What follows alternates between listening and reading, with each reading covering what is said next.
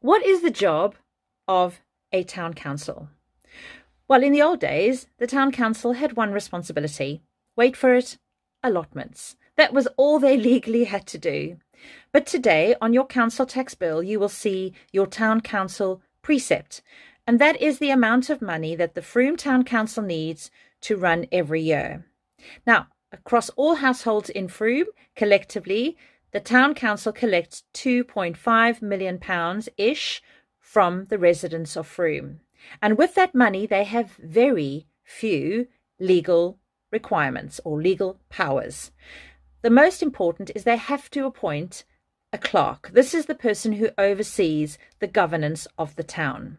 They also elect a mayor and a chair, and in this instance, in this year in Frome, those roles are two separate roles.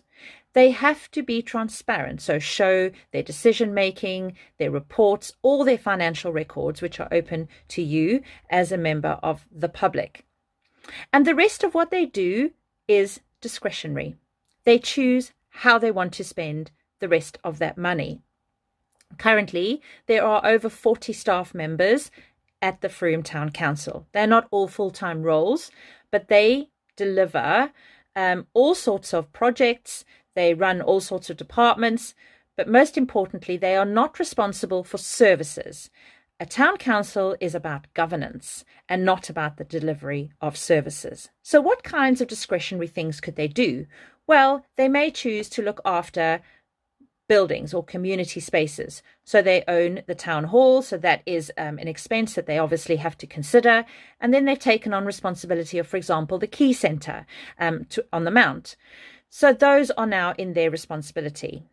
They also look after the environment, another discretionary task that they may want to take on. That could be planting trees, cutting back hedges, and they have also taken on in the recent devolution program from Somerset Council quite a few open spaces. So that is another one of their tasks as a town council.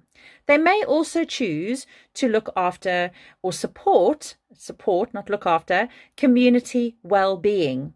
And that is another discretionary role they may want to take on. So they choose how they want to do that with that money that you've paid them. And then finally, they could be, if they wanted to, the statutory consultee for any planning applications. So they don't have to do any planning application consulting, but they choose to do that. Now, I urge you to ask your town council, to ask them about how their money is spent, because it's your money. And you can either tune in and watch the meetings on YouTube, you can even attend